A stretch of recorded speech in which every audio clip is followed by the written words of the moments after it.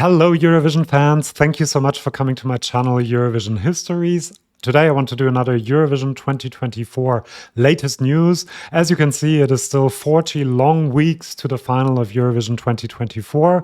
However, lots of things are happening. Even though we're in the middle of summer, there are lots of tidbits and news. So I'm going to talk about whether the BBC is going to find a new concept after tap music has severed ties with them. We're going to look at whether Conchita and Morocco are actually coming back to Eurovision in 2024, and also about the drama between Greece and Cyprus. Are they not Eurovision friends anymore? Let's have a look. And there are also many more topics, as well as our chart update, where we will look at which Eurovision song is now becoming a big hit in France. As always, first of all, I want to look at the confirmations we now have. This is what we had last time, 23 confirmations. And now Ukraine has also joined the club of countries that have confirmed their participation. And we're now at 24, a pretty good number, I think, for August, the beginning of August. We have not had any withdrawals yet. However, Bosnia has once again confirmed that they are not participating. Slovakia and Liechtenstein have also confirmed. And then Russia and Belarus are not returning anytime soon for obvious reasons. Now, the first big news item I want to talk about is the United Kingdom, because Tap Music, the company that selected May Muller and Sam Ryder, has called it quits and has, so to speak, broken up with the BBC. They announced in a statement that they will not select the 2024 act for the United Kingdom. And they said, "We believe Eurovision is one of the greatest live music shows on the planet." I agree with that, and hope that many more artists, new or more established, will see the huge opportunity it brings. And we know there is room for even more growth of the format, both in the United Kingdom and beyond. And they continued saying, "We are thrilled that Eurovision in the UK has a bigger and wider audience than ever before, and to have been part of the UK hosting it in Liverpool with Ukraine. This year was an incredible moment for us, showing the unifying power and importance of popular culture." And then, "We're so proud of Sam and May for representing the UK so wonderfully and are enjoying watching their careers flourish as a result." Absolutely agree there. Sam Ryder has just been nominated for an Emmy for his latest single. He has had huge success in the UK and also beyond. And May Muller, despite coming last at Eurovision, has obviously managed to have a top 10 hit in the United Kingdom, and she also has good streaming numbers in other countries. But they also say it's been brilliant working with the BBC these last 2 years, but for now we think it is time to pass the baton back. We wish the BBC the best of luck with ongoing success. We'll talk about that in a minute, and continuing to build the excitement and audience in the United Kingdom. Now, a lot of people think, I have seen on Twitter and all of these social media platforms, think that this is really bad news for the United Kingdom, because obviously Tap Music achieved the best result for the UK with Sam Ryder coming second. They think that it has to do with May Muller coming last, that Tap is not interested in pursuing this project any further. However, I am not 100% sure whether this has to be bad news. I kind of look at Germany and the collaboration between our national broadcaster and the public channel, the private channel, Pro7, which got us our first win in a long time with Lena. Then the year after, and in 2012 as well, we got top 10 placings. However, once this connection with the private broadcaster was severed for several reasons, we were back to having very bad results. And the BBC is at a inflection point here. They have to decide whether they will put enough resources into Eurovision to find a good artist like Sam Ryder and continue on this trend that Tap Music has helped them start, or whether they will go back to the olden days, the dark ages, I would even say, for Britain in Eurovision. It's going to be really interesting to see where the United Kingdom will go in the next couple of years in Eurovision, and especially next year. Our next item is Fame Story Drama. You might remember that Cyprus has announced that their national final is called Fame Story. It's in the form of a casting show, and people will compete for the chance to represent Cyprus at Eurovision. They will not only sing, but also learn about things like PR and social media and everything you need to know in the 21st century to be a successful Eurovision competitor. I think it's a really interesting concept. However, there is now a bit of a problem that has arisen because the Cypriot national broadcaster is producing this show together with Greek private channel Star Greece. And ERT, the Greek national broadcaster, is not amused about this, and they have contacted the EBU and have complained about this because they think that the national final should be held and produced by the country that the song will represent in the end. And for Greece, that would be ERT and not Star Greece. Now, I have looked into the rules and I couldn't find anywhere that there's any regulation on how a national final has to be done. We've seen some countries do internal selections, other countries do huge casting shows with anyone who wants participating and competing. So I don't think there really is a basis for this complaint. Also, we've seen, for example, in Germany, cooperations between private channels with the national broadcasters of the different countries. For example, ARD and ProSieben in Germany, also in Ukraine, this has happened. And we've even seen international cooperations. For example, for the 2004 Andorran national final, the Andorran national broadcaster teamed up with a Catalan channel and they did the national final together. So I really don't think that there's any basis. And I do think that Fame Story will be able to go ahead because the song will still be sent by the Cypriot broadcaster representing Cyprus, and it will not infringe on the rights of the Greek national broadcaster. That is my opinion. If you have a different one, let me know in the comments. The next news item is a Benidorm Fest update. Really excited about this. We now know that the participants of Benidorm Fest 2024 will be revealed on the 11th of November during the Latin Grammys, which will be held in Sevilla. Really high profile, and I'm really hoping that the list of participants will reflect that as well. And they have also announced the dates of Benidorm Fest, so we can look at our national final calendar. We already know that on the 27th of January, Luxembourg will have their first national final in a very long time. Then on the 30th of January, we have the first semi-final of Benidorm. On the 1st of February, the second semi-final. And on the 3rd of February, keep that free, you have the final of Benidorm Fest 2024. Now, next up, I want to introduce a new segment to these videos, and that is Rumor Mill, because I noticed that there is lots of stuff going around on social media, people thinking that it is actual real information. And then I look into it also for these videos, and I find out, well, if you really look at it, it doesn't really mean that much.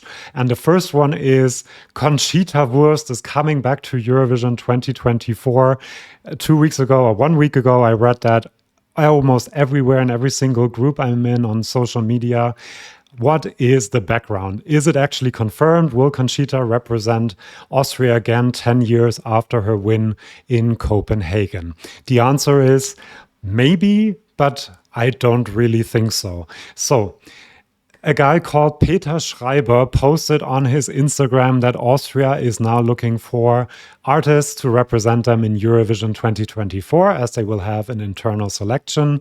Peter Schreiber has a YouTube channel and also hosts a music show on Austrian television, and so he's quite well connected. He was on the Austrian jury for Eurovision 2023, if I remember correctly, and he posted this because apparently he's working in a team to find the next Austrian representative at Eurovision.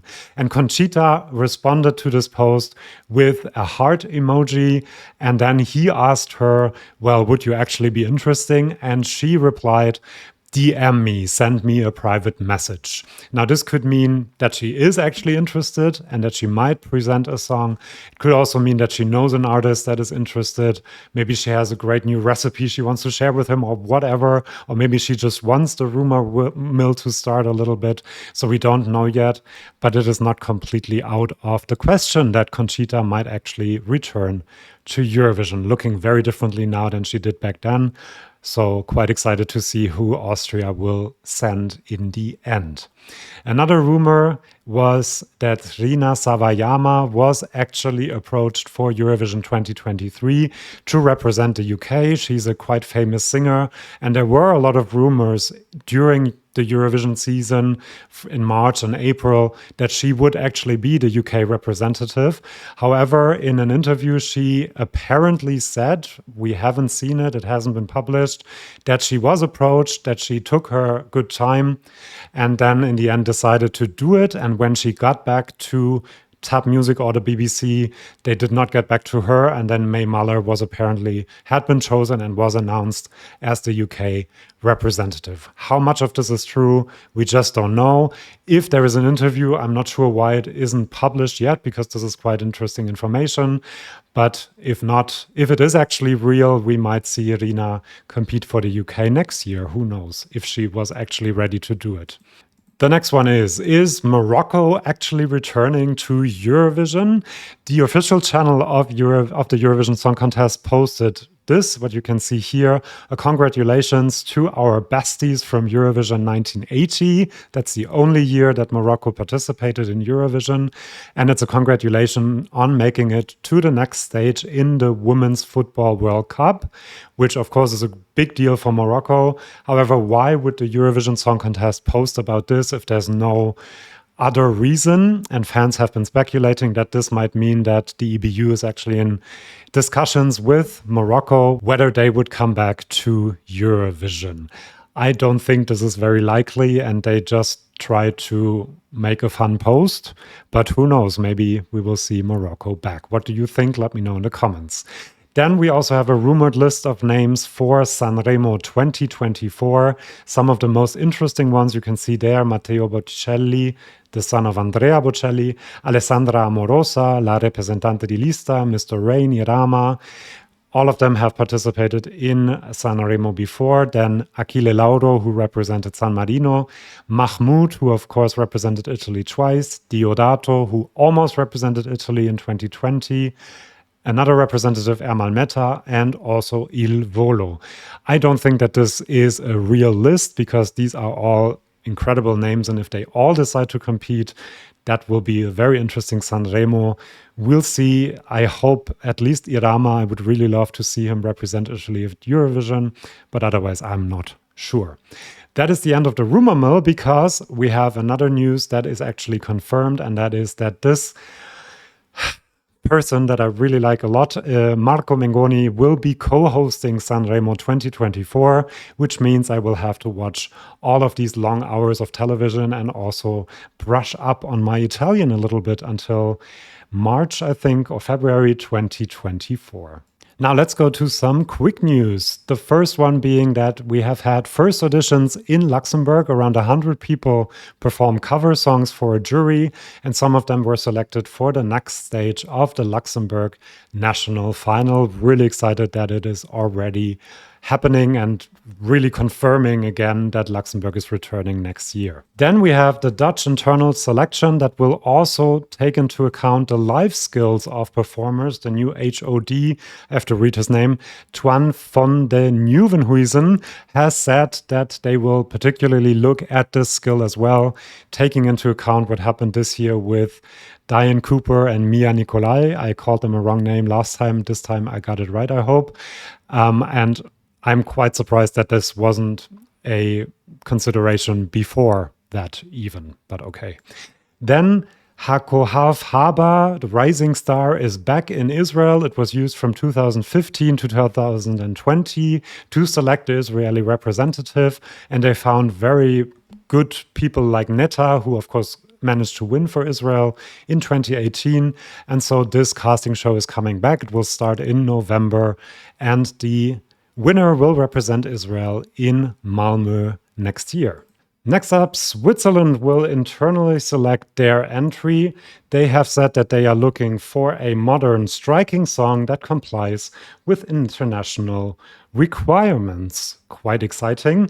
And submissions are open from the 10th to the 24th of August. So if you're Swiss and you have a great song, please submit it. Tia and Selena have said that they participated in a song writing camp right after Eurovision 2023, and they heard a song that might very well be the Swiss entry for next year, and they loved it. So I'm quite excited to hear that one as well, if they actually do select it. Then Ukraine has confirmed their participation. I talked about that a bit earlier. And they will also hold a national final again this year. And then some bad news for Lazara. Her a bit inappropriate hand movement during the voting of Eurovision 2023, when she didn't get the televotes that she was apparently hoping for, has gotten some of her concerts cancelled. In true diva fashion, she posted a message saying that it was a questionable move by the organizers, that she did not agree with the cancellations, and she asked forgiveness of her fans. This is just an example why you should not do these kinds of hand movements maybe while competing at Eurovision.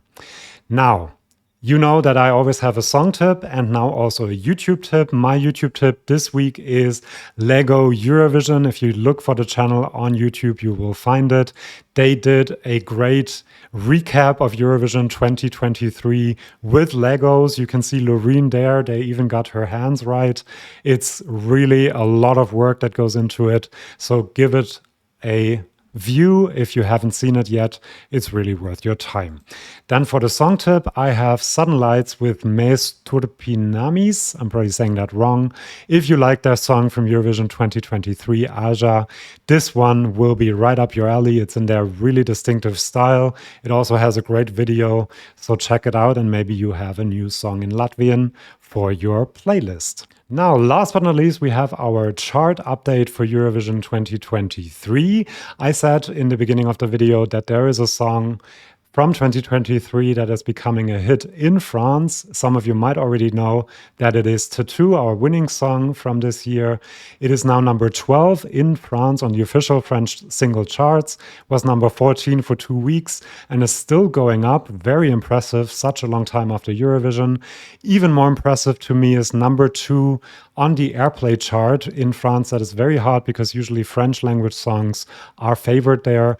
It's still number 11 on the streaming charts on Spotify, and it's also number 3 on Shazam. So people really want to know what song it is, and they're probably adding it to their playlist. So I'm kind of expecting or hoping for a top 10 hit for Loreen in France pretty soon. And some more chart news. Tattoo is doing incredibly well. It's been certified gold in Portugal and also in France due to this big success.